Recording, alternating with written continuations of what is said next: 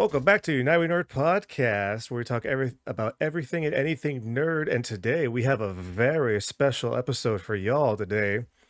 Of course, we are going to be talking about MCU Phase 4 in review. We're pretty much going to be going back and seeing what Phase 4 had to offer. Where did it all stand up at the end of the day as we lead into Phase 5 with Ant-Man and the Wasp: Quantumania? And of course, to help me along with that is, of course, always my co-host, the Mad Mech Mastermind himself, Joel. How are you? It's my co-host and our special guest. Oh, whoa. Why don't you returning special guest, might I add? That's right. Pooja, thank you for coming back and hanging out with us today. Glad to be back. So yeah, Phase 4. What a ride. Pretty much spanning the 2 years of the pandemic that we're starting to get back into the world, and the MCU was right there with us. As I'm going down the list, there's about there's 17 official MCU projects that came out in the span of 2 years for Phase 4. That is a lot more than I thought there were. Okay. So I guess how we'll do this is I have the list right here, and I think what's best, at least for our sakes, is we'll go in like year by year. So we'll have all of 2001 we'll go through, and then all of 2002, and we'll just kind of pick and choose the stuff that we really want to talk about. I know some of us have a lot of things to talk about for certain installments of the Phase 4. So I'll just go down the list for 2001, and then we can kind of just go from there. So the beginning of Phase 4, we had WandaVision, which came out between January 15th and March 5th of 2021. We have The Falcon and the Winter Soldier between March 19th and April 23rd. Loki, that came out on June 9th to July 14th. And then we got our first movie of the year, which was Black Widow on July 9th. And then a little bit after that, we got the What If series on August 11th through October 6th. And then we got our second movie with Shang-Chi and the Legend of the Ten Rings in September 3rd. Woo! And then we got Eternals on November 5th, followed by Hawkeye from November 24th to December 22nd, just in time for the holidays. And to round out, and going in between Hawkeye, we have Spider-Man No Way Home on December 17th. Woo! What a year just for 2021. Before we started recording, Pooja, you said you had some fine words for the What If series. So why don't we start there? Oh damn! All right, I want to hear. She hate What If. Like a lot. There's definitely a couple episodes that are probably helpful in terms of understanding the rest of Phase 4. And there's just some that are just really, really well made. But the rest of the show, I couldn't get into. Like, it's nice, it's well animated, but it's just, I don't know. It's not something that really piqued my interest a lot. The Chadwick Boseman episodes was great. The Doctor Strange episode was great. I guess Zombies was okay. It was kind of fun. It's like people like the comics, so here you go. You guys have it. Yeah, I like the concept, but I feel like it just kind of was all over the place, and I didn't enjoy it as much as I thought that I would have.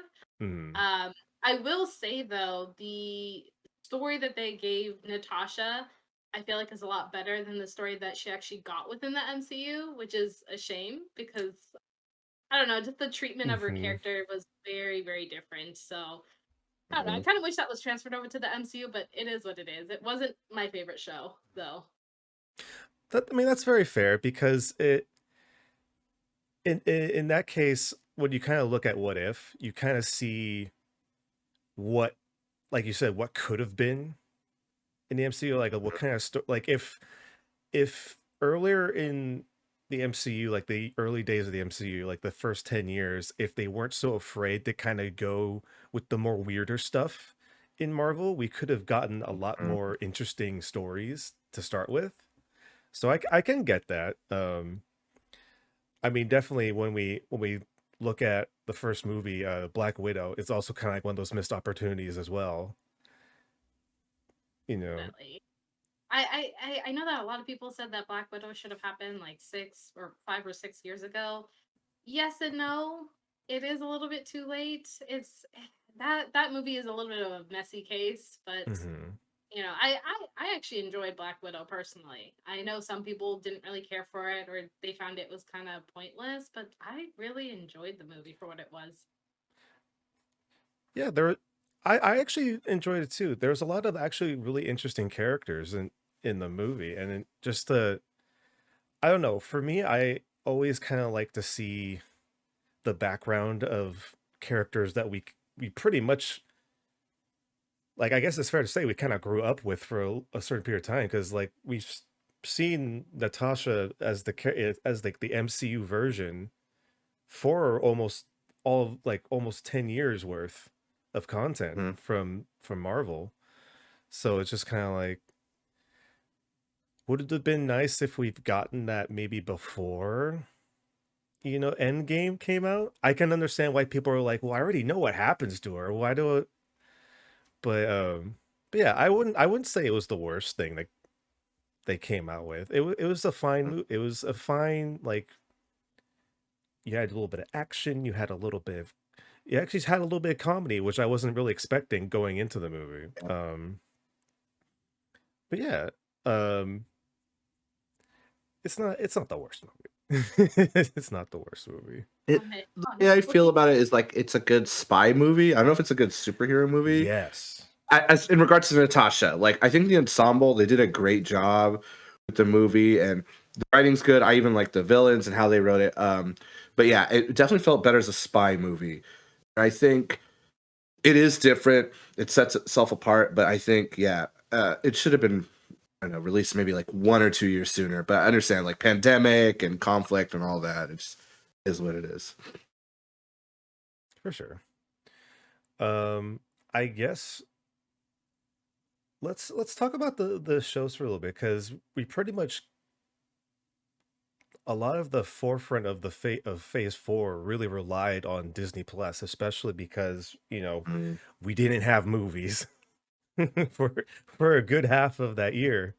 Um, but like just to go off like the first like three, WandaVision, Falcon and the Winter Soldier, Loki, like I don't know about like you guys, but I really appreciate just how different they all are. Because I think that's the one thing people kept complaining about. It's like, oh, it's the same Marvel formulas. Like you have like your big superhero, and then they have the villain that's like that they pretty much are like a mere opposite of, which that's a fair complaint because that still kind of fucking happens.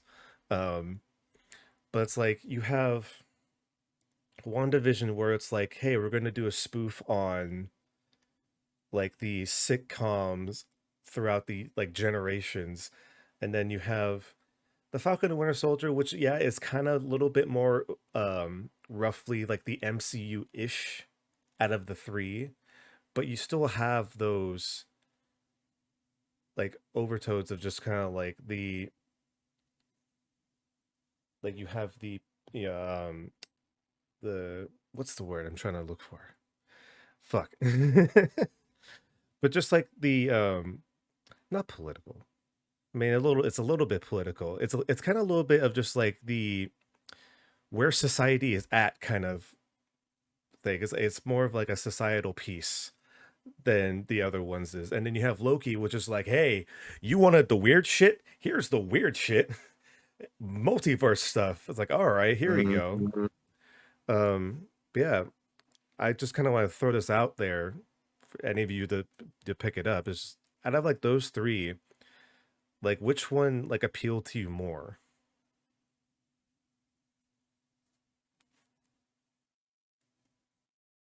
feel And like for that's me, tough. it's always been WandaVision. Like Yeah. I've always had, in terms of at least the shows, WandaVision has always been at my top, or at the top of my list. Um, and I mean, to kind of go off of what you said, like all three of those shows really helped change the MCU formula, and I feel like that's why Phase Four in general is very different. And it's basically, Marvel saying, you guys wanted something different, so here you go. Hmm. They kicked it off with like three very, very different shows that challenged the idea of, what phases 1 through 3 really talked about. Um, and especially WandaVision, I really like the stylistic choices that were made in that show.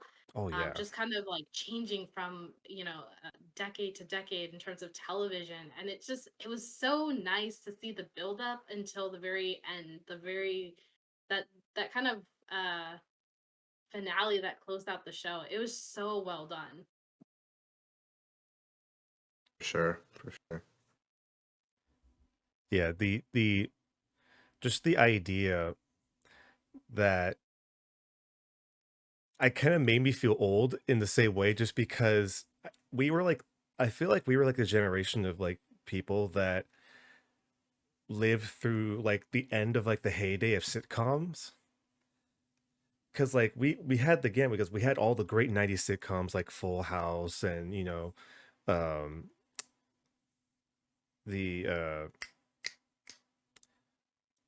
Malcolm in the Middle and other kind of shows like that. But then we also got the benefit of being able to see like the I Love Lucy's, the wow, why am I so blanking on there's so many to like remember, but like that idea is just like each episode being a different era of we got like the Happy Days episode, we got the like kind of like the I Love Lucy episode, and then we kind of got the I Dream of Jeannie episode, and then it just kept going throughout the years. But then within those little like quirky little episodes, you had the underlying story of like like what is Wanda's like emotional and like mental state at this point, and like how is it affecting this small town. And then of course you have all the outside influence with Sword, where it's just like, hey, this is something we don't understand. We're trying to like break through this barrier. We're trying to like see what's going on. And then you get like the whole understory with Vision. And I agree. I think it's kind of hard for me because I am one of those kind of people where you put something in my face and it's like I enjoy it kind of deals. Um but yeah, I would say that for me it's probably a tie between WandaVision and Loki, with Falcon and the Winter Soldier just like barely, edging into like the second place point. Only because I felt like out of the three, for some reason, Falcon and Winter Soldier felt like it was moving too rapidly. Like, Get that? Yeah. yeah, because like I feel like we went from like episode two, we like we're starting to get into like, oh, this might be like the big bad group, and then it was showing like, oh, but the I kind of hate that I forgot her name, but I guess that's the point because I felt like they went too quickly. You kind of didn't really know the villains too much at all. It's like all you knew is that they were a group of refugees that felt like they're being displaced because everybody came back from the blip and the government was kind of pushing them out of their homes, which is a good kind of story they can tell. But I felt like once they kind of got closer to the finale of the show, they started falling into kind of like the MCU stuff where it's like all of a sudden a switch flips and he's like, I'm just gonna blow up a whole building full of kids and refugees, and it's like, oh, okay, That was a sure. very weird choice. I kind of was a little bit weird about it because I don't know, it feels like it was just taking like a very underprivileged group of people, especially given what happened with the blip, and then turning them into the enemy. Whereas you had, what was his name? U.S. agent? Yeah. You Yeah, had U.S. agent. you had him who could have been a pretty decent villain, and he didn't last very long. So it was just weird the choices that they made. I mean, all of the scenes with Bucky and Sam were fantastic, Oh and yeah, Sam's whole montage was great. But just some of the directions were a little bit weird. It was a good show though. It wasn't bad at all, but it just had some issues with it that it didn't sit right with me. I actually feel the opposite of you guys. My only reasoning is it had, I think, 6 episodes, and I think Loki and Wanda had a little bit more. So I think they had to rush and fill it in. But that's true. me, I actually felt like Flag Smasher, Zemo, and U.S. Agent were actually 3 villains, to me at least, like in their place in their story. But they kept, I do see like they kept bouncing back and forth with them, and they couldn't decide. I think it's good that they should have stuck to one. And then at the end, it was the Flag Smashers, right? But yeah, just definitely I think they knew that what they had was safe, but they didn't want to push too much with that show. Whereas WandaVision and Loki, like we're gonna push as far as they can go. We don't care, and look what happened, you know. But we're gonna get a movie now, so instead of a show, That's so true. that'll be interesting. And hopefully, I mean, we also have hints of where U.S. Agent's gonna be, but maybe Zemo will return. We'll find out. But I do agree with you guys. I think Loki and WandaVision are definitely above that one. But I think with a little more love, it would have been on par for sure. You see, something just popped into my mind, and I know we're gonna talk about Wakanda Forever in a little while, but I just remembered Zemo got taken away by the Dormelage, right? Yeah. Did he escape? Because if not, he should have technically been at Wakanda, right? Because he was their prisoner. I think so. You're saying that with the big fight they had, he might have been freed or escaped. Maybe That's plausible. or like maybe it's a whole thing where maybe when Namor attacked Wakanda, like maybe Zemo like it's like, oh shit, all right, breaks out, and we won't find out until maybe the next Captain America movie, maybe. I was Hype. thinking too, like the fact that like everything just kind of blew up and flooded the entire like area of Wakanda. So it's possible. So that Yeah, could be like leading into another plot line in like one of the other movies. Who knows? little theory, a little theory. Um, let's see.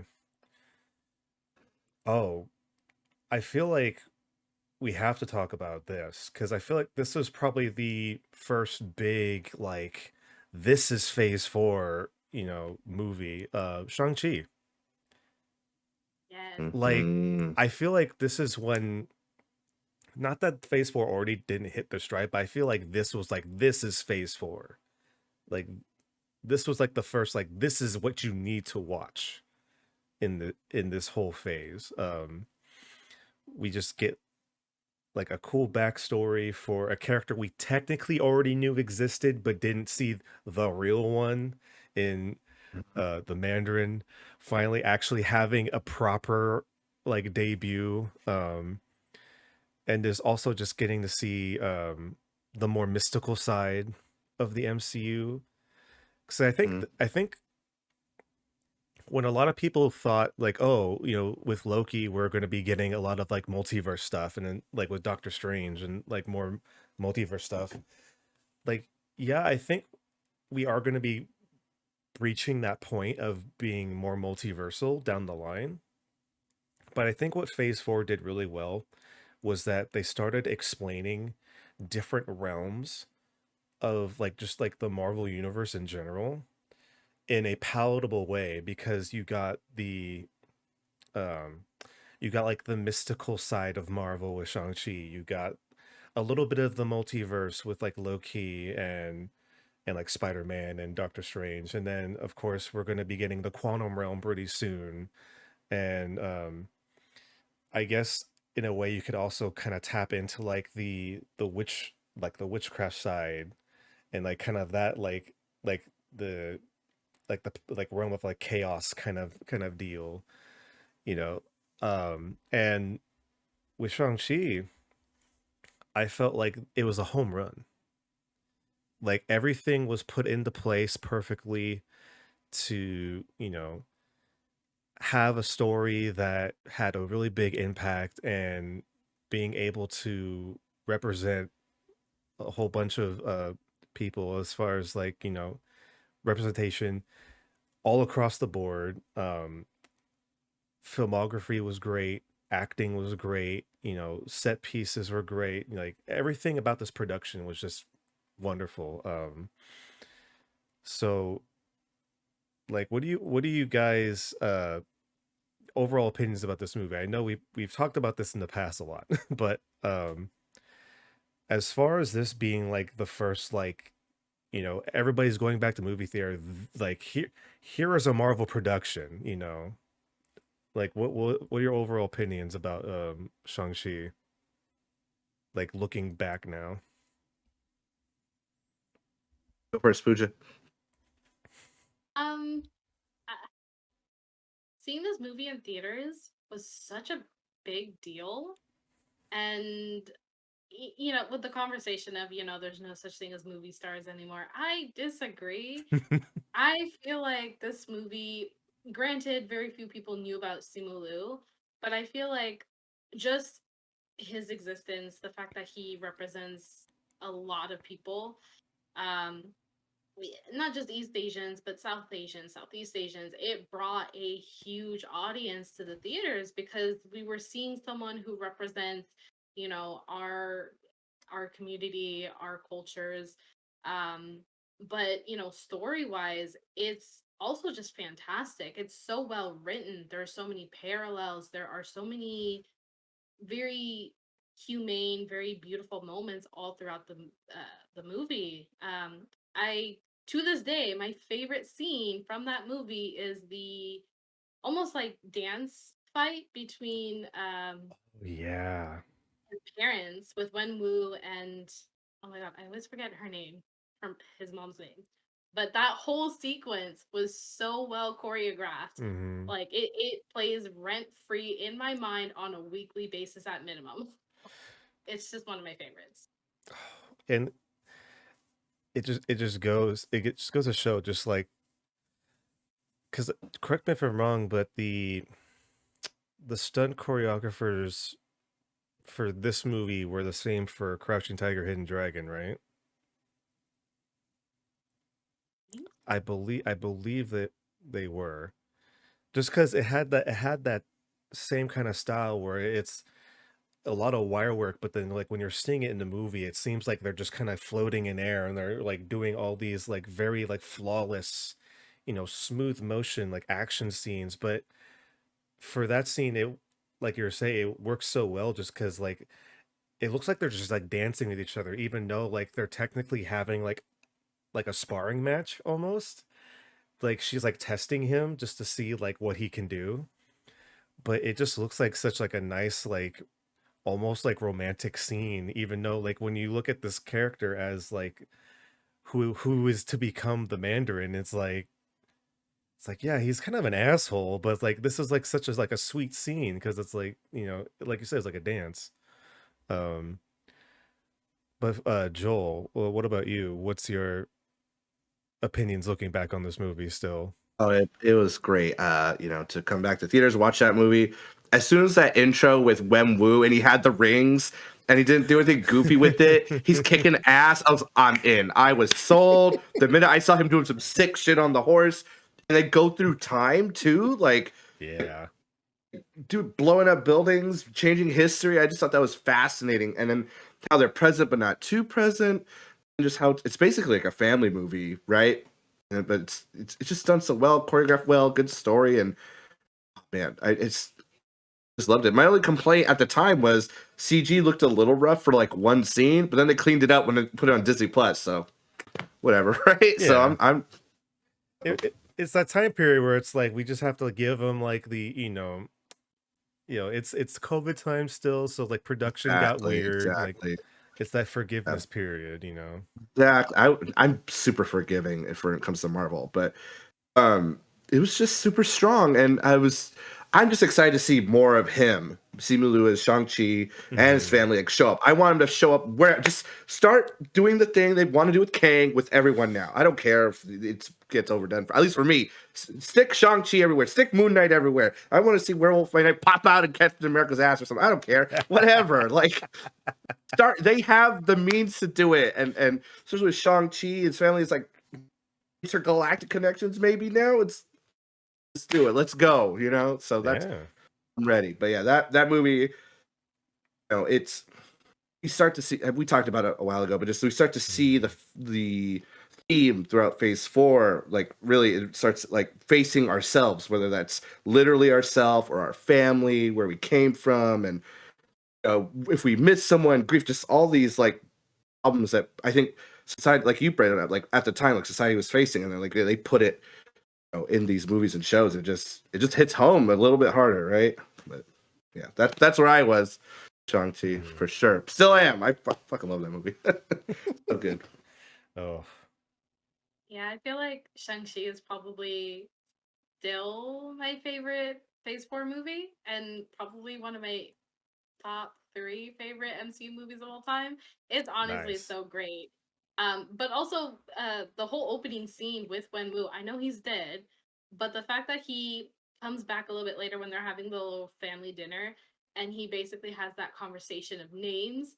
It's just him reclaiming his name and being like, people used to use my name, and it was for shame. For shame. This is me. I am the Mandarin. So I feel like this movie was just really nice to see him just come back and be like, I am the Mandarin, not you. So I loved it.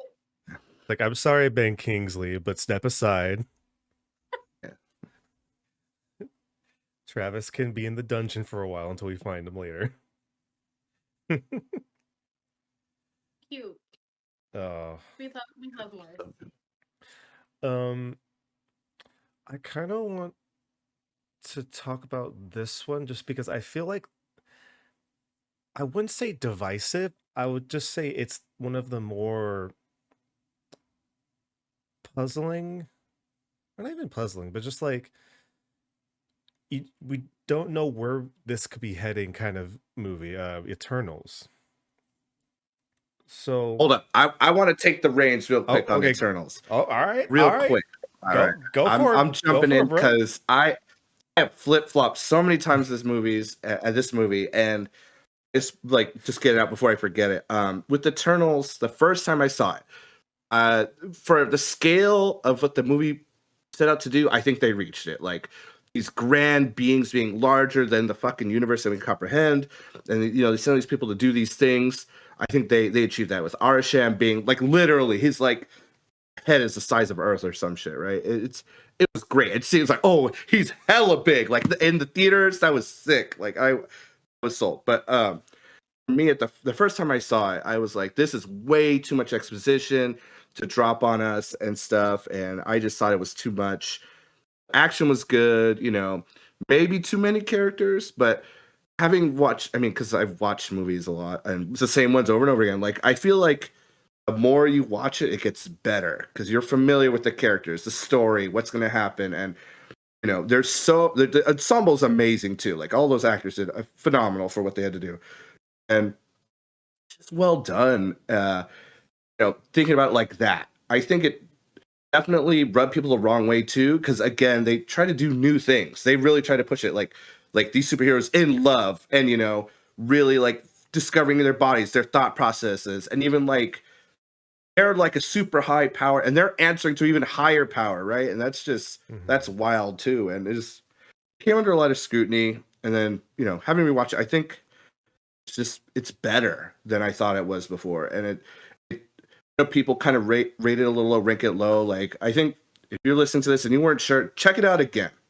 Just look at what the characters are going through, and I think they're showing how human they really are, even though they aren't. Like they're Mhm. trying to be something they aren't, but they achieve it.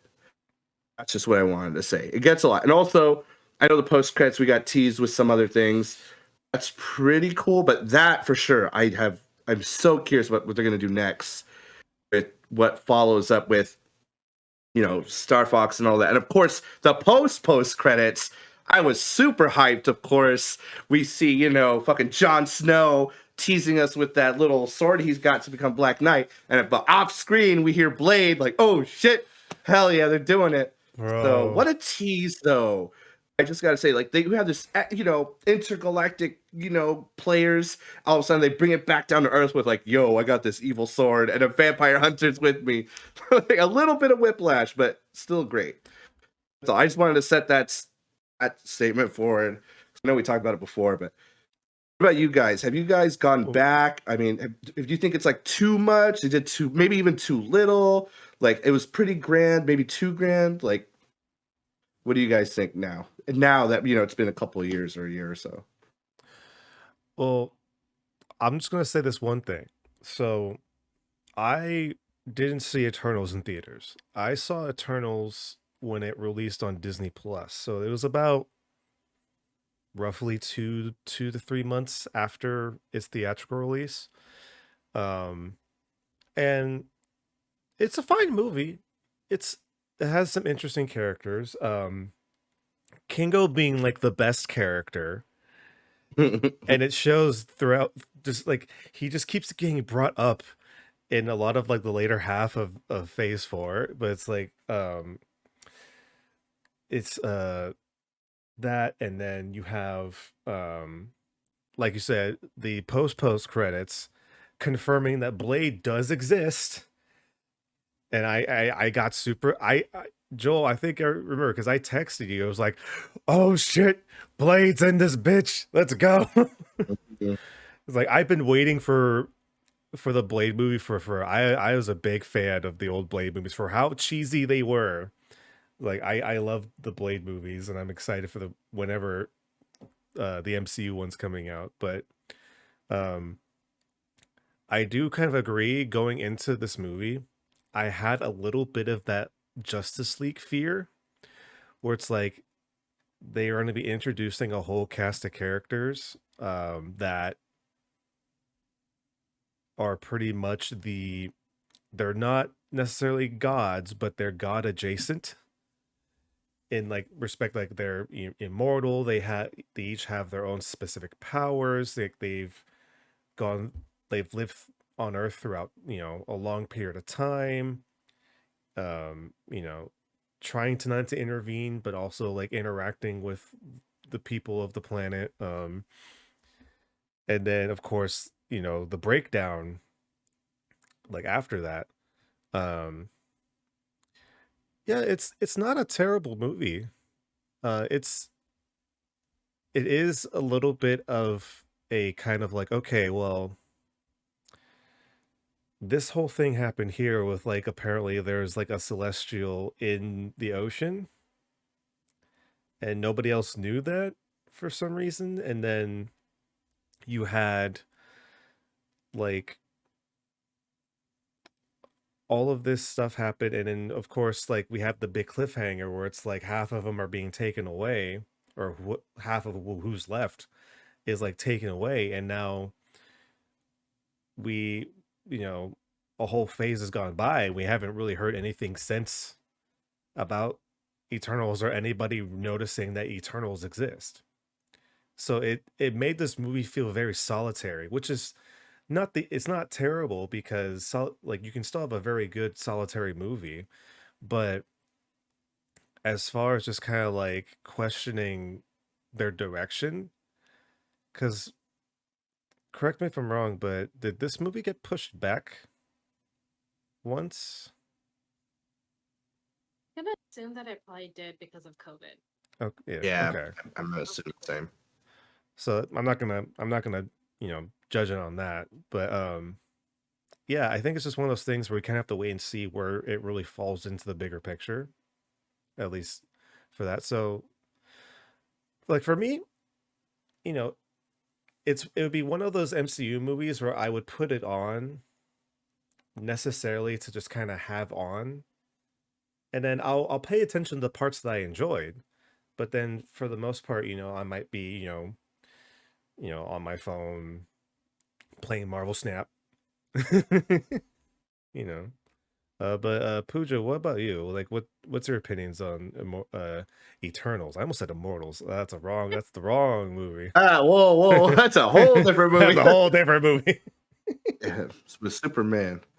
I kind of feel the same as Joel. I flip-flopped a lot when it initially came out because I saw it in theaters. And it was never a situation where like I didn't like it. I always saw that there was definitely some quality within the movie. I thought it was really well done for the most part. There were definitely issues though. Mhm. Because I agree, there's a lot of characters that you're trying to cram into this, 2.5 hour story of, just basically these celestial beings just trying to kind of live amongst humans, see if they can also be human themselves, if there's any humanity in them. And I think for the most part, as of right now, I really do enjoy the movie. I think it's actually a lot better than people give it credit for. And part of that feels like people didn't really understand it. They didn't Mhm. understand how different it was, why it was intended to be different. Because I know Chloe Zhao had mentioned that, this isn't supposed to be the typical MCU formula of superheroes fighting and, just that usual stuff that we used to see with like Iron Man and Thor and Captain America. It's essentially a movie about humanity. And we see that through all of the different characters. We see each of them questioning some of their decisions, with the exception of Icarus, which is a whole different story. But I mean, and I think that's the whole point, though. You have so many characters on the spectrum of how much humanity do you really have? And you have Icarus on one end, you have Cersei on a completely different end, and it's just interesting that to see that whole dynamic of opposites attract. Obviously they very much loved each other. I don't know why, but that's life. That's something that does happen, and I don't know. I wish people would actually give it more of a chance, and watch it again, because there are layers to this movie. There's so much to appreciate every time that you watch it, every time you pay attention to it. All of the relationships between all the characters are really nice to see. Um, I don't know. It's like I said, I feel like people just didn't really understand it. And that's not to insult anyone's intelligence. It's Mhm. just sometimes when you watch it one time, you miss so much to where it requires a second, third, maybe fourth viewing. Yeah. So I think it's just an issue of people not really giving it the proper chance and just kind of writing it off as something that doesn't fit within the MCU. Mhm. Um, and with regard to that particular topic, I also think people forget that we had COVID, so we had a whole year off from Marvel. Mhm. So this is just Marvel trying to shove whatever they can into their first year back. And last year it was the same situation. They're just kind of shoving everything that they can in front of us. So it feels like a lot, and it feels like nothing really kind of fits into place. But I feel like it will at some point. We just have to let it, kind of Mhm. just flow out, and it'll work out on its own. Fair point. Yeah, because like I, we've heard it time and time again, especially like the past few months. A lot of people touting that Phase 4 was the worst phase in the MCU, where you know they have the arguments back and forth, but it's like at the end of the day, you still have to remember that it's the beginning of something new. Mm. And like you said, it's unfortunate that you know, COVID happened, and so 2020 was off the book, and then they had to restructure, um, especially because what was it? Like some movies and shows had to be switched around to like make it work, and then of course you have Eternals, which is something completely different, completely new, but also it's jam packed with everything else that we've seen just in this year alone. Um, it's it. I'm gonna sit here and just kind of wait and see what the big plan is because I know once Phase 5 starts, we're just gonna be like running for like third base. Like it's just gonna be one big sprint to head over to fight Kang and have like the big huge multiversal battle that everybody's like probably honestly gonna probably overhype, and there's gonna be the people that complain about it, but what can you do? One thing uh left for 2021, I think I know you and me both, Joel. I know that we were super excited about this, and I actually I don't think we were able to talk about that much, Pooja, but we're gonna head straight for the end of 2021 with Spider-Man No Way Home. Oh my God. Poo- Me and Joel talked about so much in this podcast, so Pooja, we're just gonna hand the baton to you. Looking back, No Way Home, what do you think of it now? Hard. Um, so when I originally watched this movie, I gave it a 5 out of 5. That has obviously changed.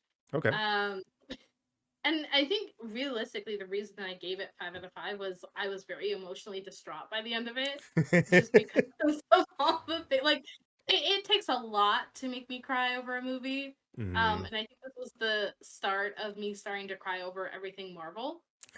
Um, but I think when I originally saw it, I love the fact that it it did rely on some nostalgia aspects, especially with Toby and Andrew coming back, and that's great. I loved seeing them on the screen again, seeing their chemistry together. But I also appreciate the fact that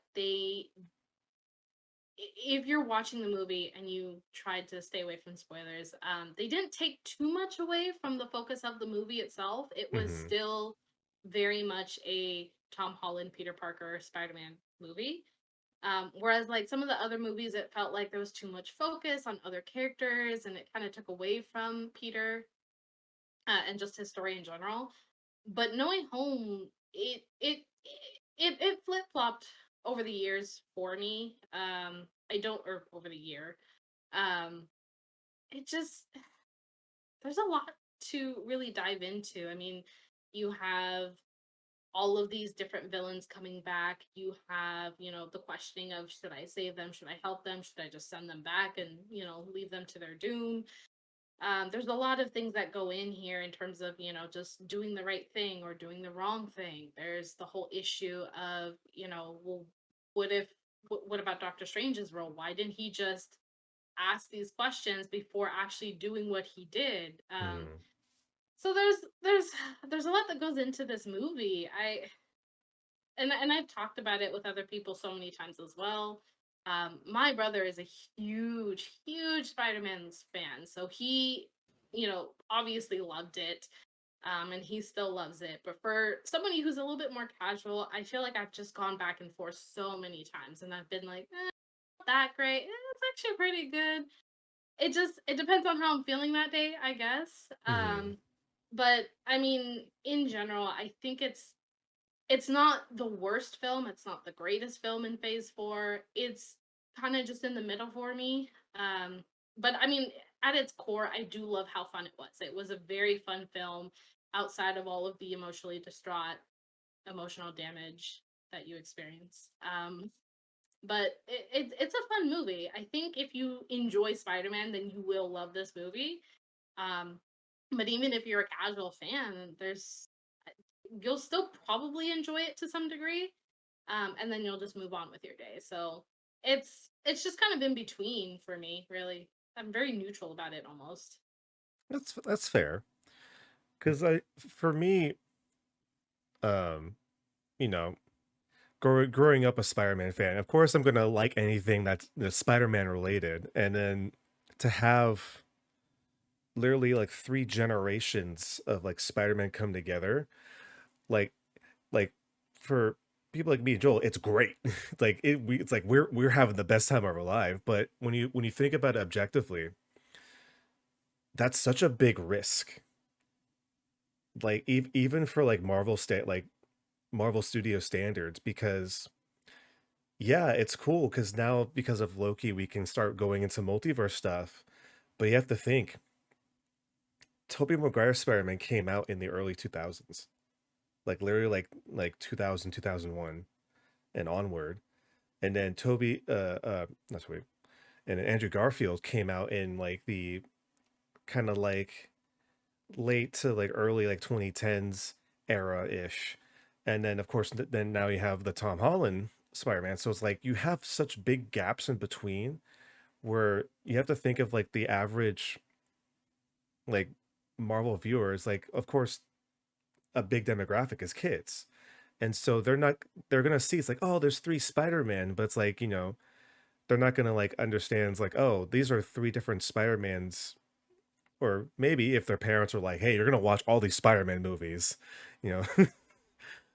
But it still runs a big risk because, there could be people that really like the old Spider-Man movies, and there could be people that really hated the old Spider-Man movies. And it's like, oh, I don't want to see this guy on my screen.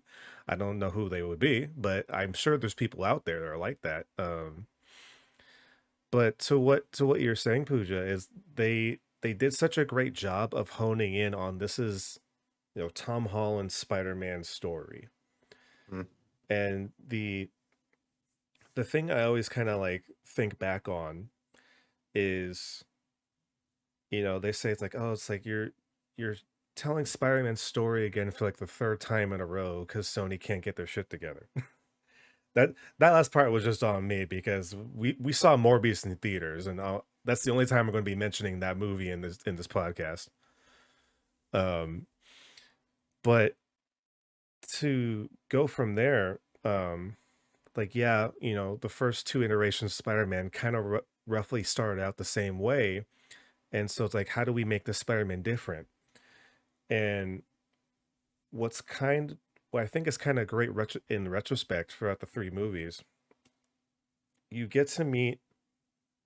It's the youngest we've seen Peter Parker in like live action, at least. Um, but also we really get to see like drawn out the creation of Spider-Man. Because when we see him in Civil War, he's just a kid in a makeshift costume, kind of like beating up bad guys at night, beating the bad guy. And then Tony Stark finds him and it's like takes him under his wing. It's like, okay, you're gonna be my protege now. And I'm gonna give you all this tricked out gear, and you're gonna be like this cool, like souped up, neighborhood superhero. And it's like, okay, cool. But you still have that sense of like, okay, well, he's like being not he's being kind of like coerced into becoming like maybe like the next Tony Stark at some point. And so it kind of gets into his head in Homecoming, and then he has to learn to kind of like rely on his own strength. And then you hop over to No Way Home, where Tony's gone. People still kind of look to him as the heir to like Tony Stark, because he's like the child genius, and like Tony Stark invested so much into him, and like struggling with that kind of thing. And of course, everything goes awry with Mysterio and all that Far from jazz. home. Did I say No Way Home? No, it's on your mind. It's okay. Sorry. Far It's From okay. Home. Thank you. Thank you, Joel. But It's okay. but then you kind of but to that point, you see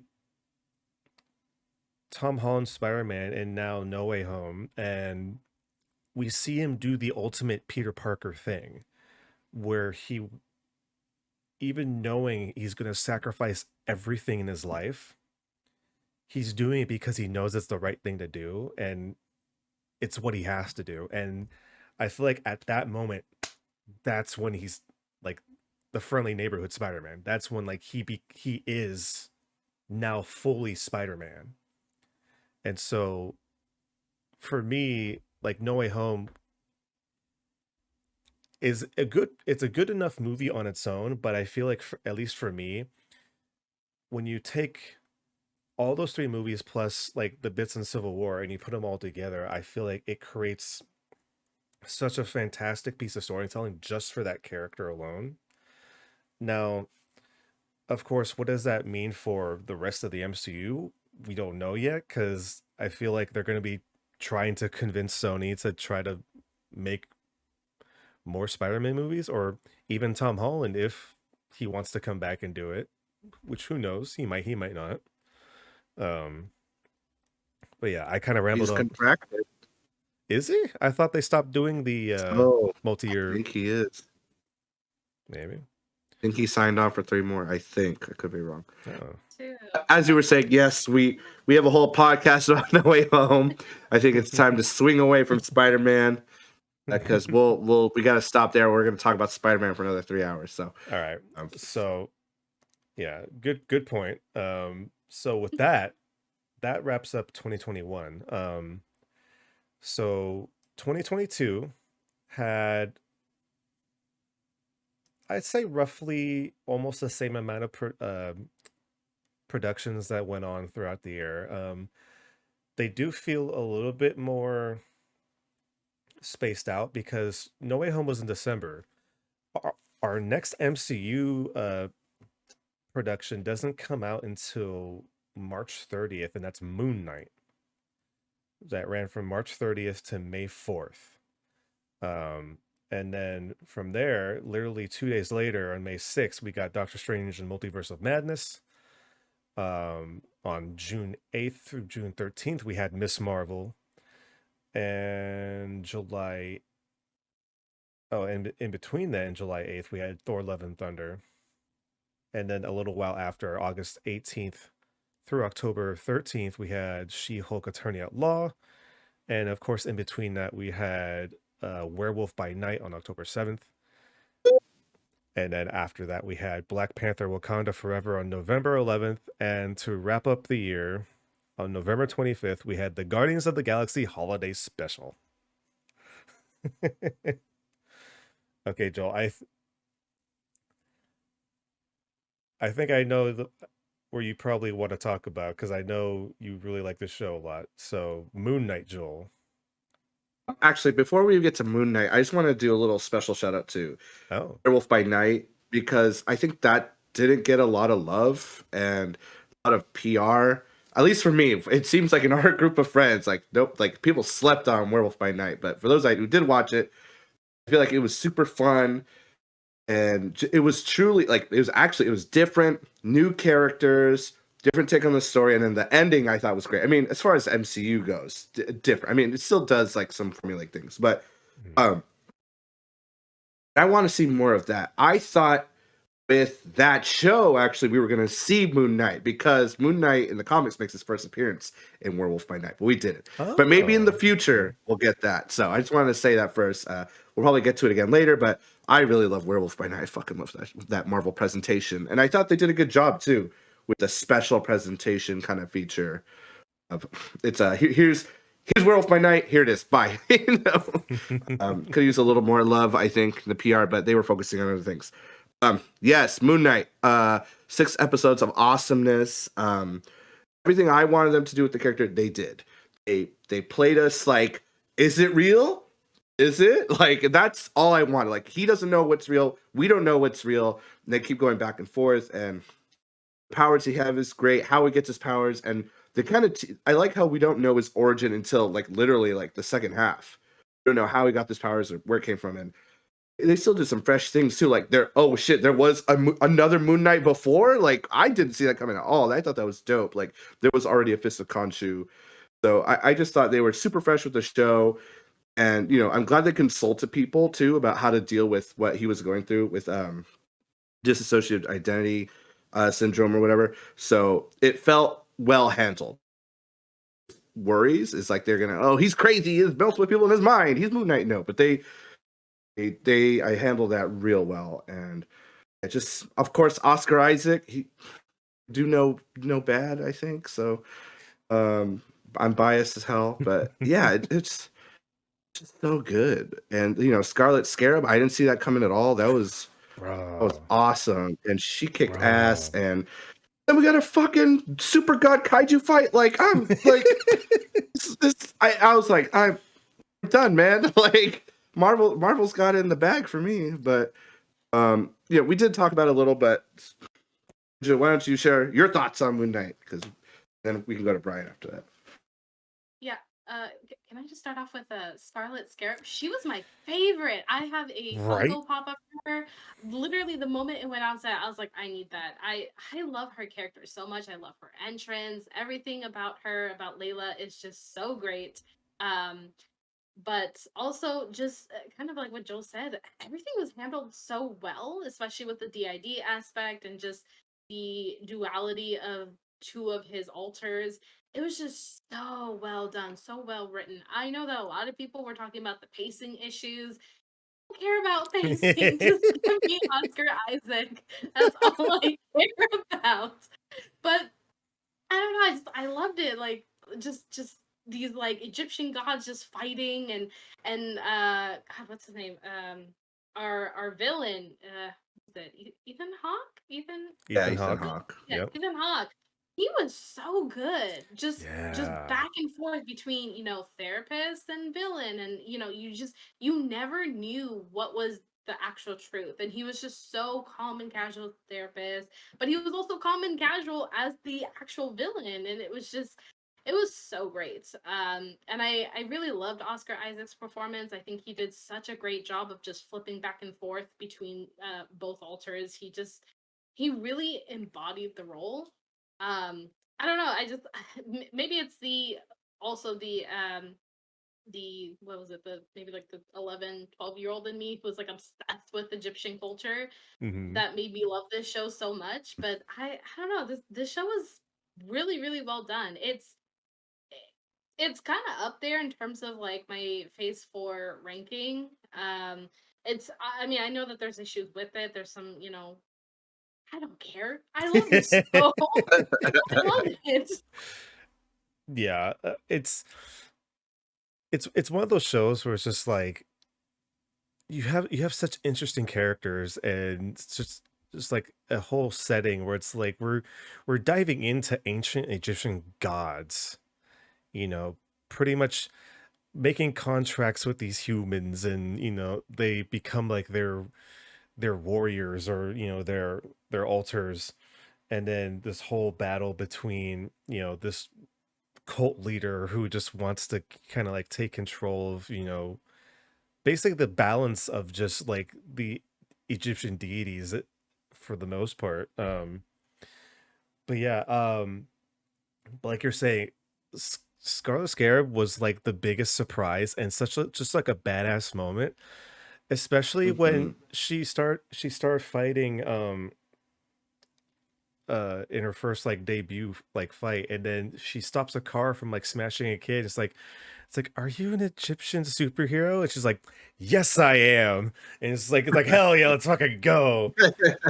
And also just props to who the group of people that like come up with uh just like the overall just production of these like shows and like the storylines and stuff, just like taking these very obscure characters from like Marvel's past that literally like were either very just like nothing characters or very like old stereotypical characters, and then just changing them and like transforming them into such interesting cool characters for like the modern day.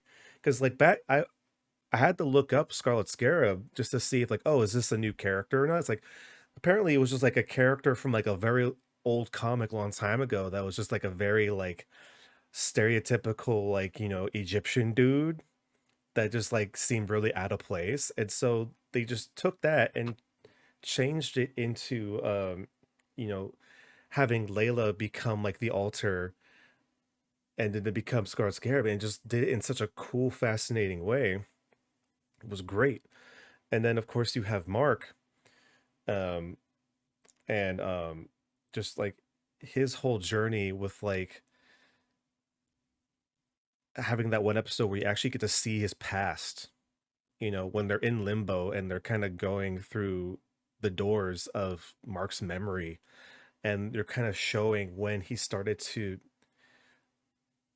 kind of create these alternate versions of himself to kind of safeguard him from all of his trauma from childhood. And I was actually really surprised. I didn't think they were actually going to go that far into his backstory, or as far as like the backstory of like the version that they're making for him. But I thought it was like very impactful and very, yeah, for me it was probably one of my favorite episodes, just because of, maybe a little bit of the sheer awe of them actually like going for it, but then them going for it and then doing it in a very like respectful way. It wasn't done for kind of like cheap thrills, and it wasn't done for like kind of shock and awe. It was like it was done for a purpose, or at least I felt it was done for a purpose, for the character's sake. Um, and yeah, like Joel said, like big Egyptian kaiju fights is always a plus too.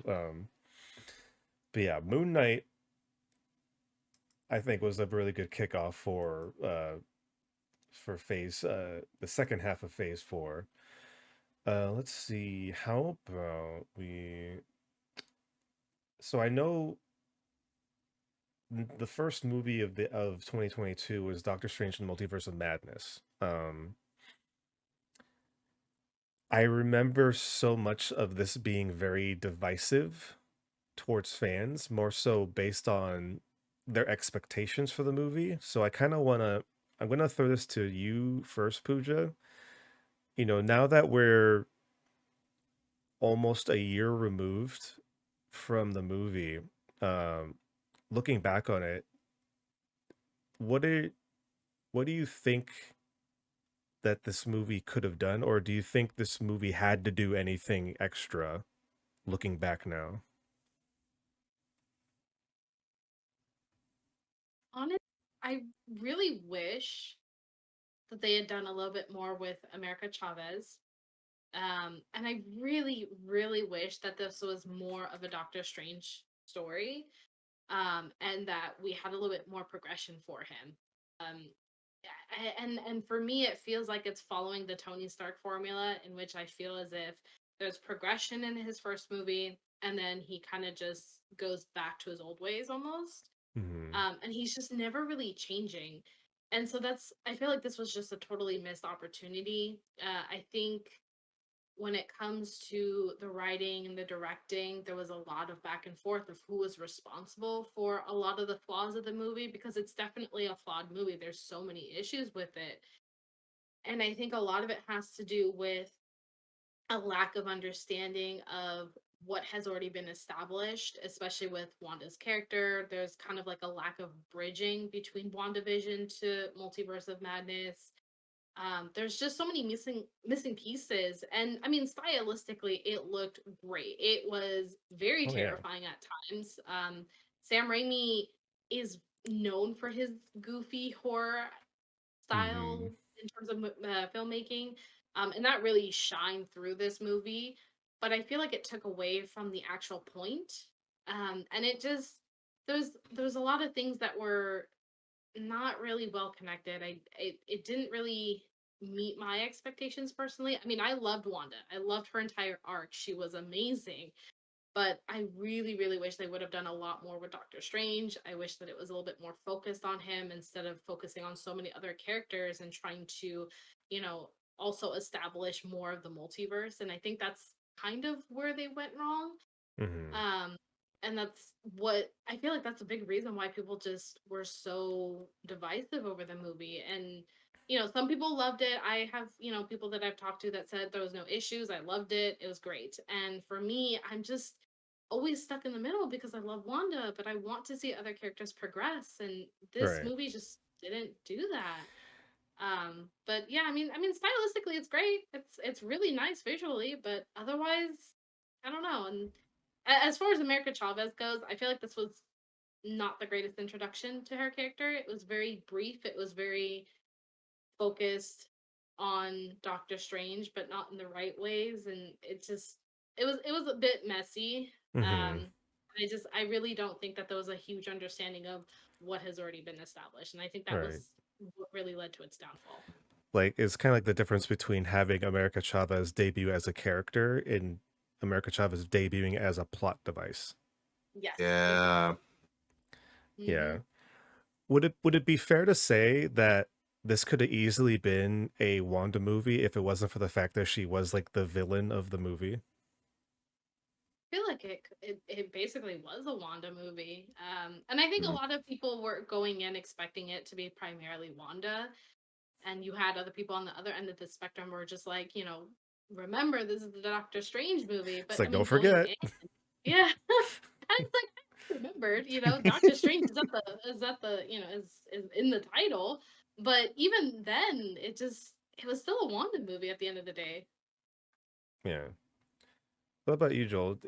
Has your opinion changed on the movie at all since like last year? I mean, you guys bring up such relevant points that I just stick to, and I just hearing you guys talk about. I still stand by my original point. They should have just went in either full horror or full camp, and then went like kind of in the middle. Mm-hmm. I think that's what they should have done. They were scared to scare away their audience, which is fair. Disney needs to make a shitload of money on every movie, I should say.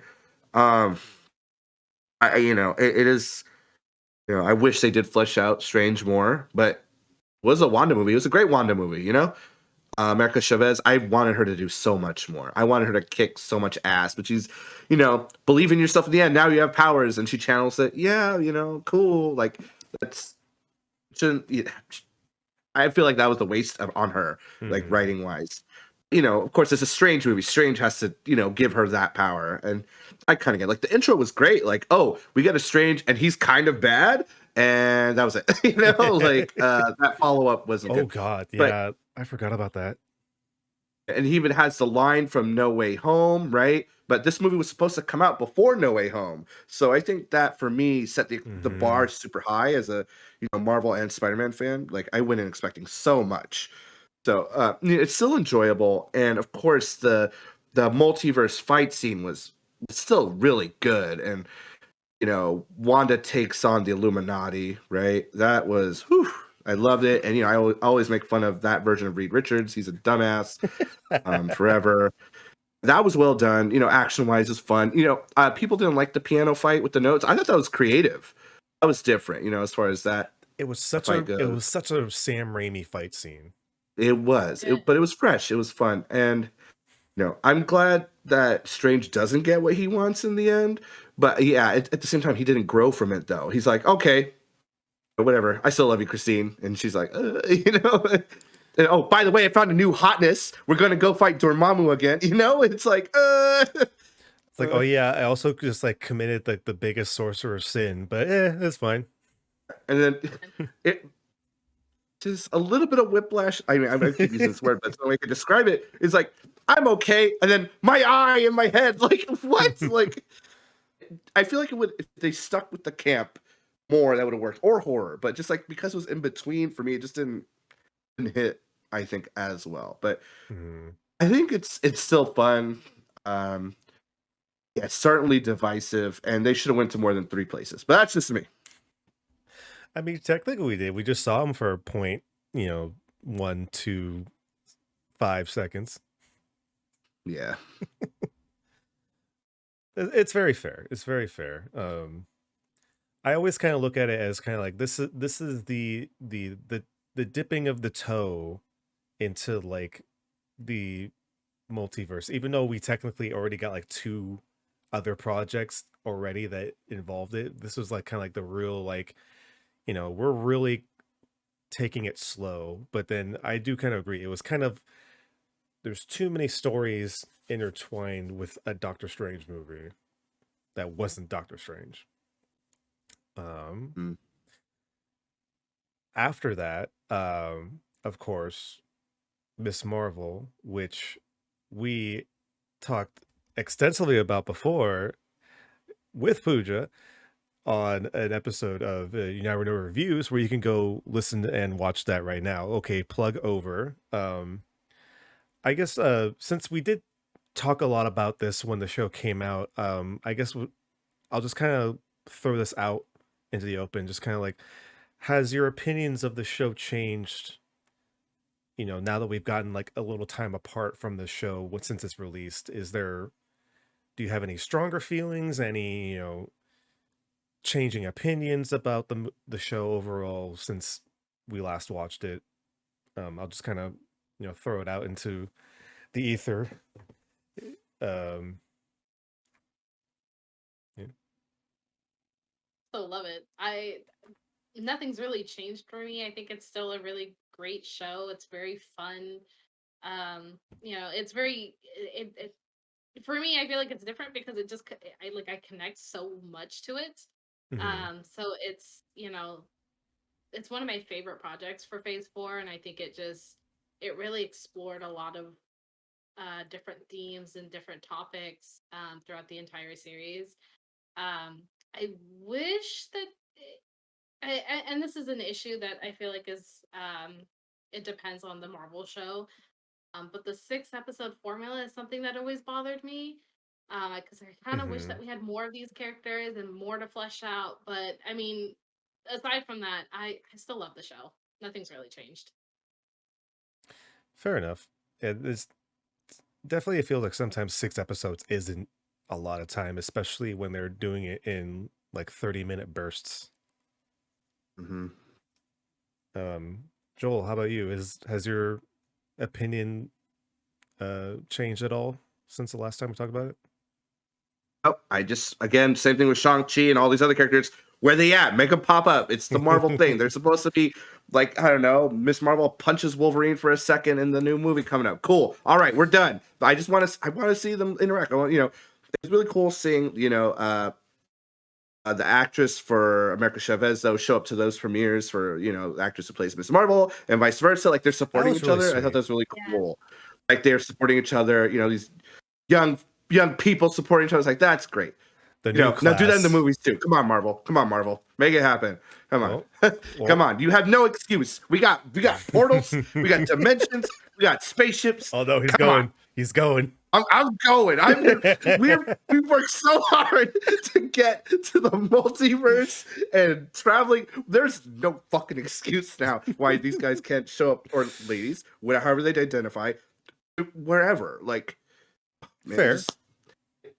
again, they're just limited by creativity and budget, right? So I understand that, but just like it's, there's people a lot of problems with Phase 4, but it introduces so many great characters that I think need to just show up more. We need to see more of them. I mean, that's probably me just wanting more content, but yeah, Which that's me. What about you, Brian? I mean, I feel like we're just gonna be repeating for the third time. Like, it's still a great show. It does make me kind of hope that the Marvels movie comes out sooner rather than later, because I really do. I Again, like you said, I do want to see these characters again. I do want to see where Kamala, where she warped off to, off into the universe, and of course Carol has to figure out, what the fuck just happened, and then figure that whole thing out and that whole big adventure.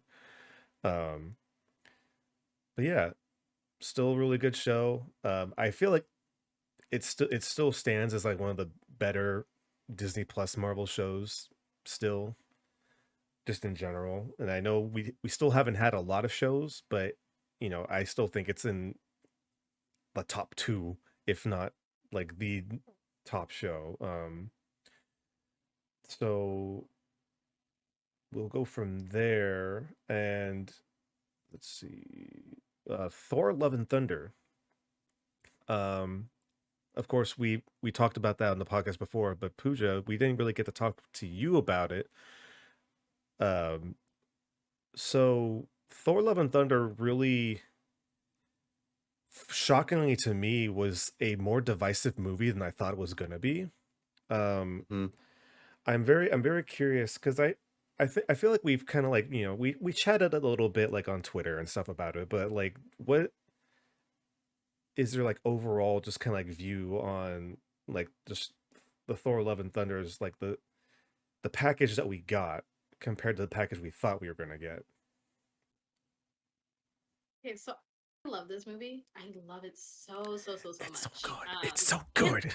it's so good. And I feel the same way that I did about Eternals in the sense that I don't think people understood it.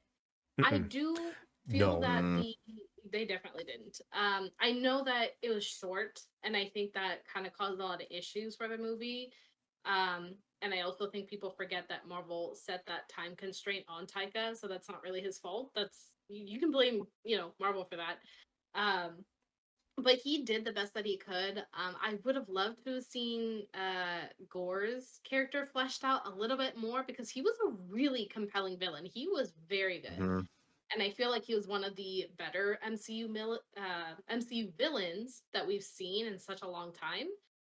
And I don't know, just seeing the mighty Thor as Jane Foster and seeing Thor's progression. I have always felt, or not always, but like recently, I've been thinking back on this, and I feel as if Thor has one of the better character progressions throughout the MCU, and Yes. this really shows Mhm. that. Yes. And it just kind of sucks that we didn't get too much of Jane Foster, especially with this movie. It's just like it's closing out her story, and it kind of sucks that she dies. But I I still love this movie so much. I love the goats. I know people think it's annoying, but I love Forgot the goats. forgot about them. Hey man, those goats sold merch. People love those goats. I Oh, love the goats. I Oh, love that's them. right. hell I yeah. remember. Like Oh yeah. I saw this movie at the El Capitan in Oh, that's right. Los Angeles. And so connected to it is like it's kind of like a Disney store and Ghirardelli. And so Oh. I saw the goats right before we got to see the movie, and I was like, "Can I please get them?" My husband's like, "No, can you wait till we go to Disneyland, please?" But, I mean, I got them. But Stop Nelvin. I mean, but yeah, I really love this movie. I think there's so many themes and phase 4 in general, a lot of it has to do with trauma, grief, learning to face um a lot of the things that you are holding inside with you or within you. Mhm. And just I don't know which one of you said it, but just kind of like facing yourself or facing others. So, And that really shows in Thor Love and Thunder.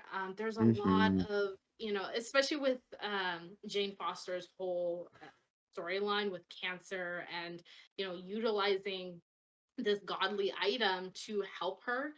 It hits home for me a lot. And there's so much about this movie. There's layers that I understand people are not going to grasp, but I just wish that they would try to understand it. mm, And it sucks that people just did not give this movie a chance the same way they didn't give Eternals a chance. And I I Mhm. really agree. recommend going back and watching it and actually exploring the movie for what it is because it is so good, so good. I agree. Like every time I see someone post of like, can't they just make Thor like back to where he was in Thor 1 again? Make him the better Thor again? And I was like, bruh, you don't But what understand. for? It's like you don't understand. Everybody liked that Thor only because he made some really good memes. He made some dank memes on that movie, but besides Not that, really. Wait. I mean, he had like the another meme. Like he had some memes that lasted for a while, but like other than that, he was just that very like early MCU like one-dimensional character, and it wasn't until we got Ragnarok and a little bit kind of was shining through in the Avengers movies, but we didn't really get like an actual like full idea of what Thor could be. But then we also have Mhm. to remember it's like Thor is one of those characters where every single thing he was in, he kind of always kept getting, you know, like emotionally beaten down, because like he like what, he in Thor 2, like he thought Loki died, his mom died, and then, you know, in Avengers Age of Ultron, which, looking back, is not the best story ever made, but like, Jane left him, and so he had that kind of issue that didn't get even like touched really upon until this movie. Um, but of course, from there, like you had just like the whole turbulence as far as like you know finding out who Thanos was and actually having Loki die in front of him, and then pretty much half of his race just wiped out, all like half the Asgardians like wiped out, and then his father passes away, and then of course you know he was like the one that was supposed to like deliver like the death blow to Thanos. He went all across the universe trying to find the forge so he can make a new weapon that would kill Thanos, and he fucks up. And then, Thanos like snaps away half the universe. And then through like the next 5 years, he's in like a depressive slump. And it wasn't until like, he finally got drugged back in.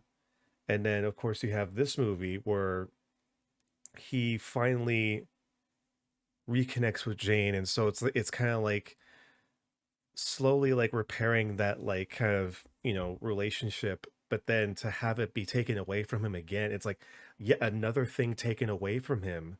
But then you he gets to finally have that closure that he never got with anybody.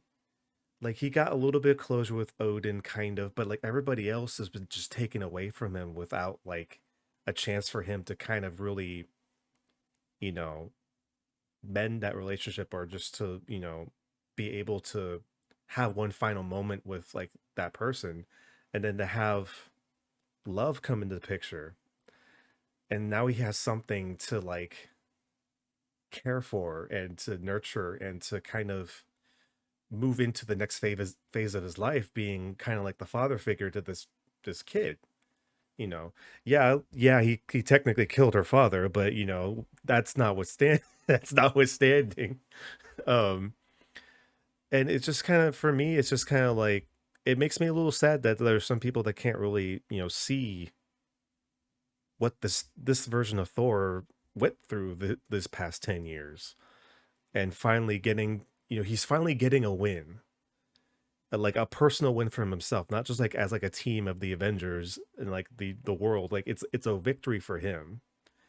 And it's like, I will lie if I didn't have my eyes were sweaty a little bit at the end of the movie, seeing him in love just like leap into adventure and battle. It was a good movie, and I wish people, like you said, Pooja, I wish people gave it more of a chance. Great Uh, himbo dad. this is big himbo daddy, Ultimate himbo daddy. ultimate himbo daddy. Joel, did you have anything else to touch on for Thor before we Same thing. I'm just surprised people. I want my old Thor back. You mean the one-dimensional dumbass? Like, I mean, yeah, it was cool, but literally that first movie was like, we need Avengers, put him in it, and you could tell like it's like, oh shit, we got Hawkeye, we got Loki. That the best part of Thor 1 is the ending fight with Loki, and is Loki, by the way. Like, uh, it just, anything before Ragnarok is Ragnarok is rough for him. They don't know what to do with him. And with 3, they know what to do with him, and then they take it further with this one, and this was so good. He's Mhm. facing his demons, another Thor, someone who can actually kill Asgardians. He's seen Asgardians die, right? But like personally, like this guy is, going in your face, killing in front of you, like intimately. And I agree with you, Pooja. I've been saying this too. Like, Thor needed like 10 more minutes, and this movie would have been like his best MCU villain, like by far. But he already is really good. And then just people were expecting something else. I mean, I guess the best way to look at it is like it's like a rom-com. It kind of is, right? With Oh, like God rom-com, and I think that's the best way to put it. And people didn't want a rom-com; they wanted Thor being like, "I'm super strong, guy," and that's in there too. It gets the better of him. He's on the planet, that small black and white planet with color filtering in, which is like visually really cool. And I was just thinking about it. I might just go watch that right now. But just it's so well done. And of course, that post credits, Russell Crowe's like, we're going to go kill him. And, his bad accent. And then just seeing like, oh shit, for me, like Hercules, they're going all in with Hercules is here with fucking the guy who plays Roy Kent, Ted Lasso, the hype. Like Thor's going to get his ass kicked again. I'm here for it, especially the way they've been growing with him. I think it's kind of like Luke Skywalker. They didn't like to see him become something different. It's like, That's a how perfect else? analogy. That's If you don't perfect. change him, he's not interesting. Like, head Thor does serve Exactly. a purpose. Like, like the fact he's growing and changing is good. It makes him interesting. Same for Luke, right? It's like, I'm the greatest legend of all, and he's unstoppable. Great, cool. But it's like, oh shit, he made mistakes and he learned from them. He didn't learn from them. It took him like literally his afterlife too to figure it out, too. But it's people like, I don't know. Yeah, hold your heroes where you want them to, but you're outgrowing your hero. I don't know, like, or you should grow with your. I don't know. That's a whole nother conversation we need to have. But Yeah. Let's see. great, watch it. It's great. There. Give it a shot. Give it a chance. Give it another chance. Absolutely amazing. Okay, so we're kind of getting into the home stretch. We did talk about Werewolf by Night a little bit. Oh, watch it. I cannot praise Werewolf by Night enough. I mean, I'm probably the only one that is fucking on the West Coast that loves this so much. It's perfect for spooky time. I just gotta say, like, we came out of Halloween, that was so good. Okay, that's it. We can move on if you want. Because Werewolf by Night actually came out on my birthday, so Hey. I consider it a birthday gift to me from Marvel, and I loved it. I thought it was such a great, new thing for Marvel to do. I want them to do more of these because this is a lot more fun. Yes. And it's just so goofy and different, and it's like, why? The fans were like, I want something different. Marvel said, here's something different. Here's a werewolf. It's fun. It's fun. Just deal with it. And I want more of it. I want it. Hell yeah. Go watch it. Go watch it right now. Do it. It's there. So I think the last two like really big things that we should mention, kind of actually like it kind of pairs up with Thor: Love and Thunder a lot. We get She-Hulk, Attorney at Law. It's another one of those shows that really showed that Marvel Studios could really, change what you think an MCU show could be, where it's literally a a lawyer comedy. There was like the least like at least as far as like what you think like an MCU show would be, like She-Hulk, I believe I had some of the most fun times watching this, and it wasn't even the parts that were like super MCU heavy. It was just a lot of like the comedy and just like the situational, just like, we had uh the fourth wall breaking that like felt so fluid and so well timed and like not overdone and not over like not like done to like an outrageous degree.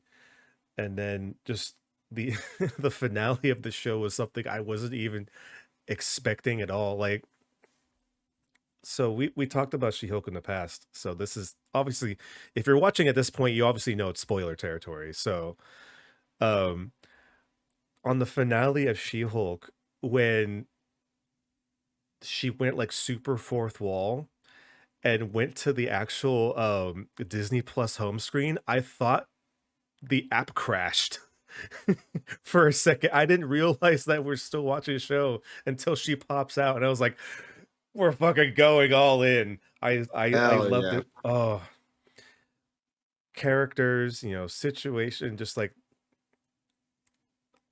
flipping the whole like MCU on its head for the most part. Just like it's one of those shows that they really took a chance with, and you know, putting the naysayers aside, I felt like overall was a very positive show, at least in my opinion.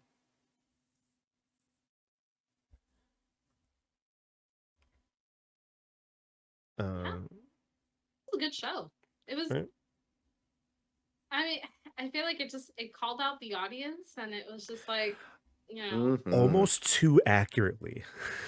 I had a theory that they had like filmed different versions of the episodes to kind of Oh. like judge based on audience reactions and just release the one that they thought was going to be like a response to that. There was just so many moments though that felt a little bit too perfect. Like it felt very well timed. Like the next week, or actually one episode they would talk about something about Twitter. Yeah. Everybody was on Twitter just going off about this show. And then the next episode they would address it. And I'm just like, how are you doing this so perfectly? Like something is going on. With Kevin. It was Kevin. It was. And I love all the behind the scenes stuff about like, you know, how they wanted to use they wanted to actually put like a hat on Kevin or something, and Kevin Feige was like, please don't. Like, I don't want it to resemble me. Oh yeah. And that was because of the fact that Kevin refused to show up at the end of the finale. So they're just like, can we just put a hat? And they're like, nope, can't do it. Because it's a little bit too on the nose. But like, I don't know. I just at this point, if you're not liking some of this stuff to at least a little, like to some degree, like, are you even having fun? Like, I don't Like- know. It's just Like it's one of those things to have. Like it's very fair for people that would say like they have MCU burnout because you know it's fair. We're what in like our 13th year or even 14th year maybe of it's actually Yeah. God. it's been 15 years. Oh my God. Of just like straight like content. And like I can understand like people would have, you know, check out and have it, you know, be fine with it. But then to have the people that you feel like they're checked out, but they feel like it's an obligation to still watch this stuff even though they hate it. And it's like, well, what are you doing? The You know, FOMO. it's the FOMO for real. Mm-hmm. Which is weird because it's also like, you know, it's a Disney Plus show, so it's like you could technically see it whenever you want. You can like take your time with it. You could also unsubscribe. It's an option. That too. But what if I want to watch my Star Wars? Mando's coming out soon. I can't. People be hate watching that shit too. They will. It's always a guarantee, no matter like what property it is. But I don't know.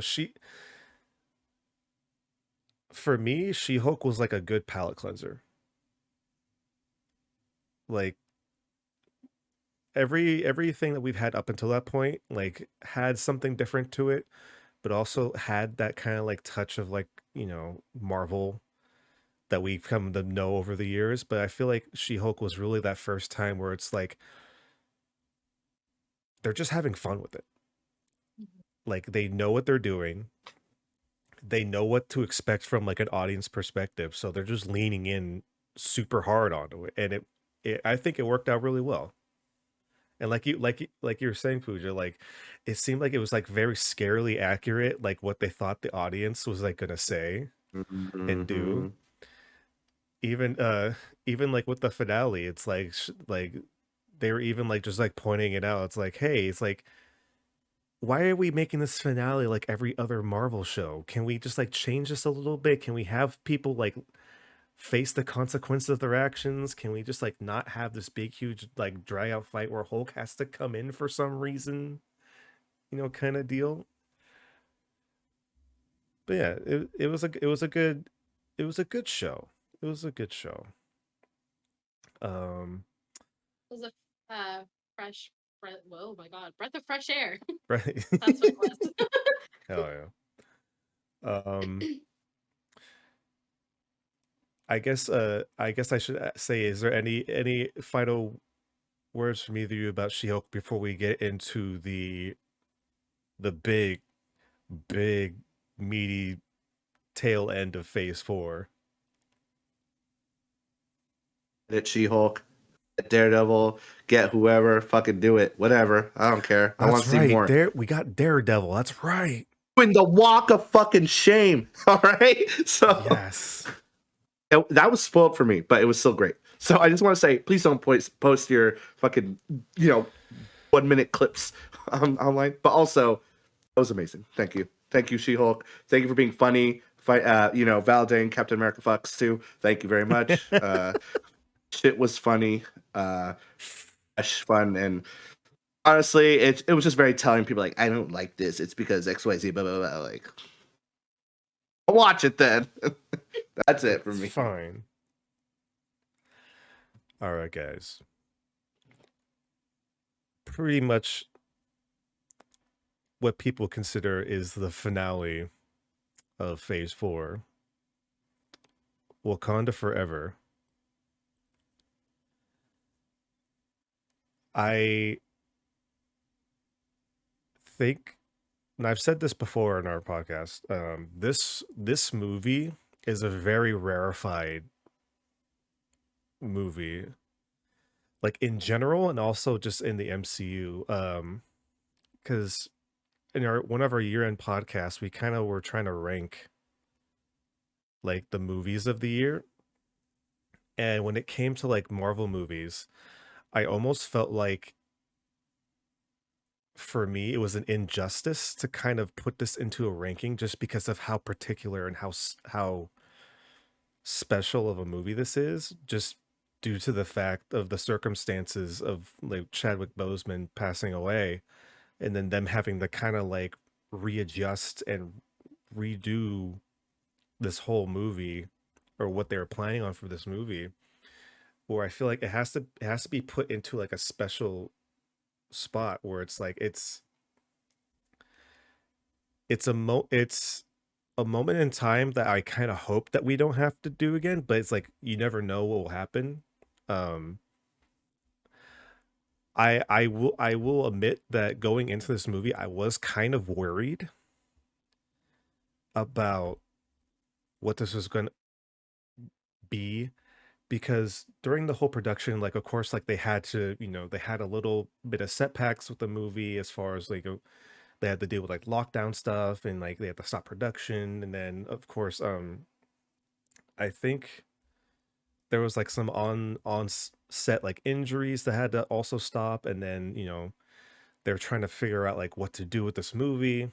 And then so when they finally released it and we finally got to see it, and I think it was a very well done movie that they did justice to kind of serve the plot, but also a justice to kind of like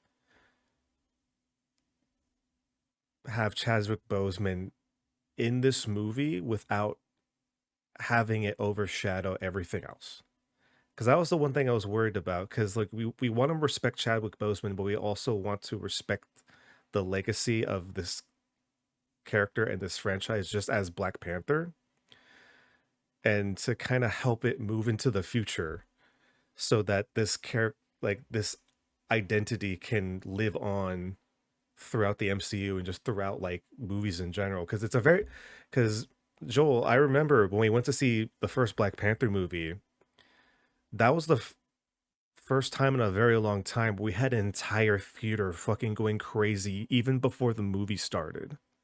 Like it was such a big event, and then like having that movie start and then like dropping in to the first sequence, and then in big bold letters just like Oakland just came up and everybody fucking started screaming. It was so fantastic. It was such a special moment. And with Peninsula kids here for Oakland. And so for Wakanda Forever, I was very pleasantly, not, I wouldn't say surprised, but I was very pleased by what they did, and kind of, showing as like, hey, this, not to be, cheesy or anything, but hey, this is going to be all right. This is going to be, you know, Black Panther is still going to be here. It's obviously not going to be the same Black Panther, but like we have the right intentions in mind for this franchise.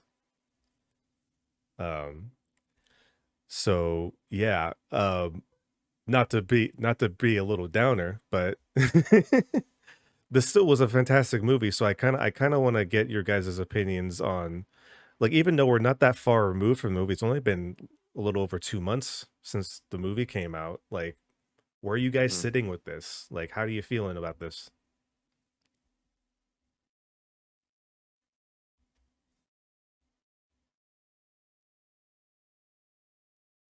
I so I thought I saw this movie twice in theaters.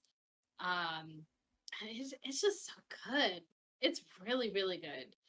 Um, I think they really understood how to balance out honoring Chadwick Boseman and his legacy as T'Challa, as Black Panther, while also setting the tone to kind of move towards Shuri as accepting some sort of type of role.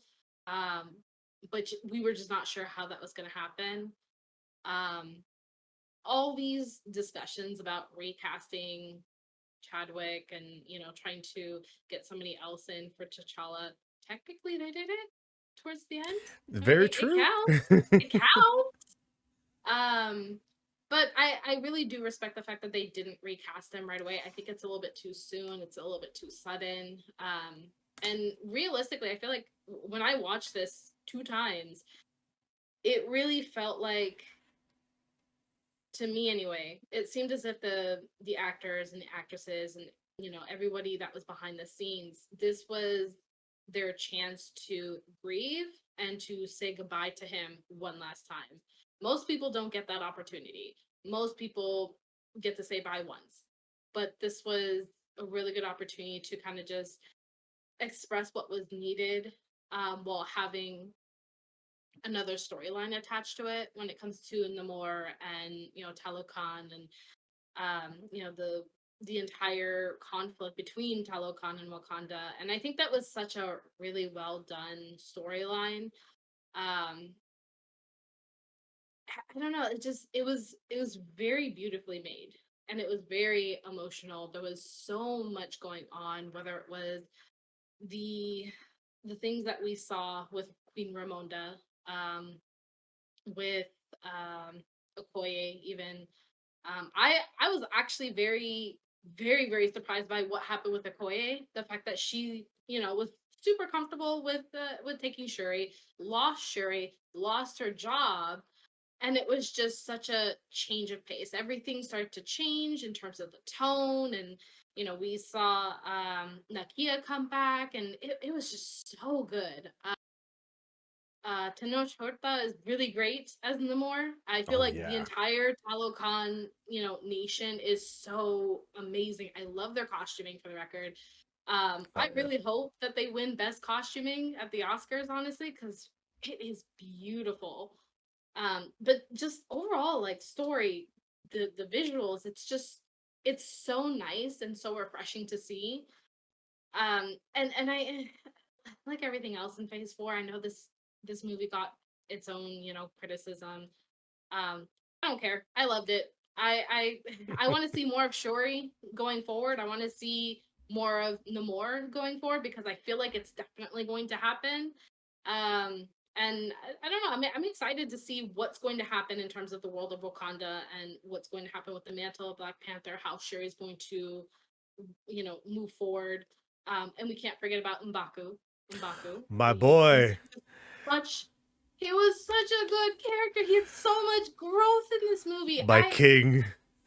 Everybody was like, "Oh well, there's too many women." I don't care. I mean, you had M'Baku. He was a great, like, he was the good uncle that gave the Yes. advice that was needed to Shuri.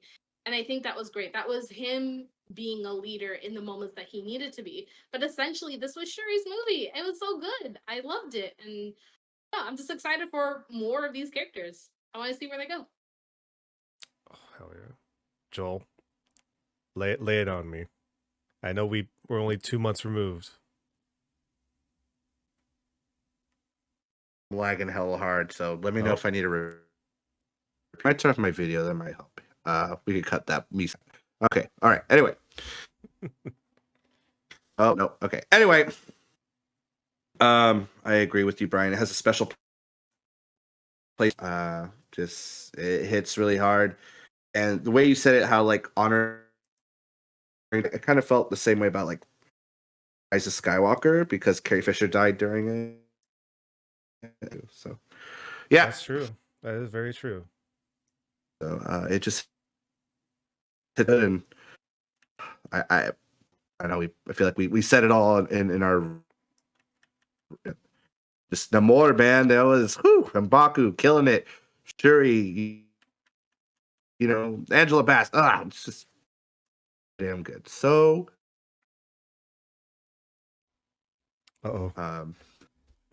Did any of that get through? I don't. We Oh man. we got the big pieces of it. Oh well. But I feel like what you're trying to say So is good. it's like everybody was on their A game for this movie. Like there wasn't, it didn't feel like anybody was like holding anything back. Kind of like what you were saying, Pooja. Like everything had its place. Everybody was on point. They knew what their task was and they executed to the best of their ability. And I think they did a great job. But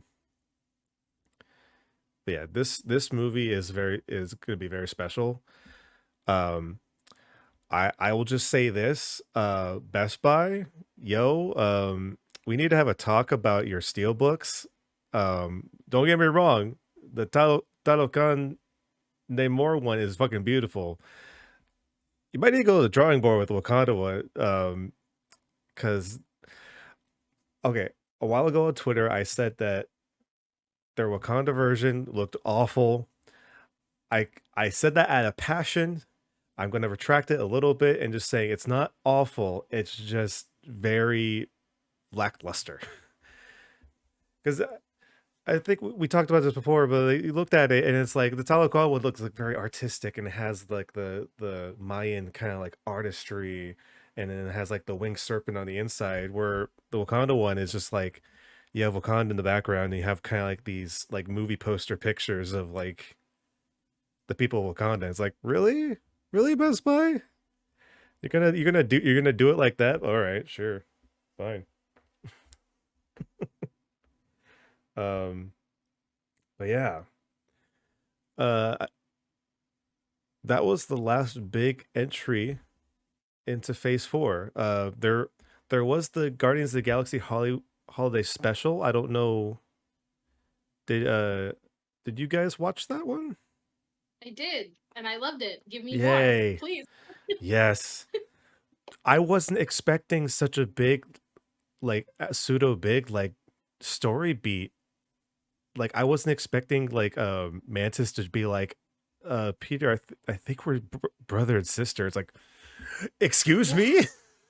In a holiday special? I was thinking like volume 3, but they were wasting zero time. All about family, that's why. So I loved it. it's all about family. I love the fact that it focused so much on Mantis and Drax, because we don't really get as much in the Guardians movies. We get some, Mm-hmm. this made me love and appreciate Drax a lot more. Yes. And I already loved Mantis. She's one of my favorites. Give me more, please. I can't wait for Guardians of the Galaxy Volume 3. So it's gonna be. I feel like that movie is gonna be the one that wrecks us. Like in 2025 and 2023, like that's gonna be the MC movie that's gonna wreck us. I feel it coming. Yeah, I feel like between that and Quantumania, we're just it's gonna be great. It's gonna be great. It's gonna be a fantastic ride. Yeah. Phase 5 is gearing up to just be, as far as we know, hopefully it's just gonna be a lot of bangers. Because they laid the groundwork in Phase 4. We get the concept of what they're trying to like kind of inch us towards, and now hopefully with Quantumania we're just gonna blast off and just go wherever they plan to take us. But yeah, Phase 4. It's great. It's great. Give it a chance. Like if you were burnt out from Phase 3, give it a chance. It's worth it. And you know what? It's all on Disney Plus now. It's all there. You can see it, and they have a timeline, so you can go through it at your own pace. Trust us. We're Uber fans, yes, but we're Uber fans for a reason. It's good. I will agree with Joel though. I just want to see everybody meeting everyone and just having them everywhere and just, I want to see Shang-Chi meet Kamala. I want to see Kamala meet Wolverine and Kingo. I want all of this to just Yes. work out. So I'm excited for Phase 5 though. Before we wrap up, I have one question. Did you see the leaked footage of the Marvel Cruise Line show? No. So, if you want to see technically the first time like some of the new characters interact with each other, they have a dinner time show that is projected on like an LCD wall. And it's kind of like this big huge like Avengers action sequence, and that is like the first time you get to see characters like Kamala and and Falcon as the new captain event like do like this big huge like dinner time adventure together. Interesting. Huh. Yeah, it's wild. Like Check it out. hopefully there's like a good enough video quality you can find on YouTube, but I highly suggest checking out just to see the intrigue of being like them kind of testing out their chemistry as a team together. Mhm. It's definitely worth hunting down for sure. Yeah, I gotta look into it then. Yeah. All right. That I think concludes just our big huge conversation with Phase 4. Had a lot to talk about. Really had a good time. Pooja, thank you so much for hanging out with us again. We always love having you on the show. It was fun. I love talking about this kind of stuff. Yeah. So thank you. Would you care to share where people can find you on the Yes. internets? You can find me on TikTok and Instagram as Samosas and Popcorn. And if you want to find me on the Twitterverse, I am Samosas and Popcorn. Yeah.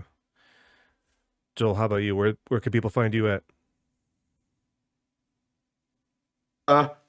I'll say it in post. Okay. It's that bad.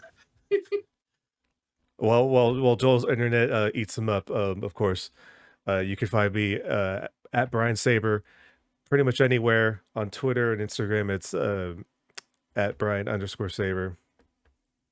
Thank you guys so much for hanging out with us. This has been the United We Nerd podcast, and of course, remember to always keep on nerding.